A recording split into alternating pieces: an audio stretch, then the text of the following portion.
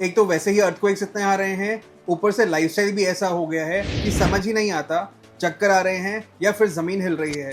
और ये मजाक लग सकता है, पर सच ये है कि वर्टिगो या चक्कर आना आजकल काफी कॉमन हो गया है, specially due to poor nutrition, vitamin deficiencies, dehydration, stress और डेस्क बाउंड लाइफस्टाइल। वर्टिगो सिर्फ एक मेडिकल कंडीशन नहीं बल्कि एक सिम्टम्स भी हो सकता है, जिसका रूट कॉज कई बार न्यूट्रिएंट डेफिशिएंसीज होती हैं। राइट सप्लीमेंटेशन जैसे magnesium, vitamin D3, B complex, iron और हर्बल सपोर्ट कई लोगों को नोटिसेबल रिलीफ देता है। अगर आपको बार बार चक्कर आते हैं तो चेक कराना ज़रूरी है कि कहीं आपकी बॉडी किसी ज़रूरी न्यूट्रिएंट की हेल्प के लिए तो नहीं चिल्ला रही।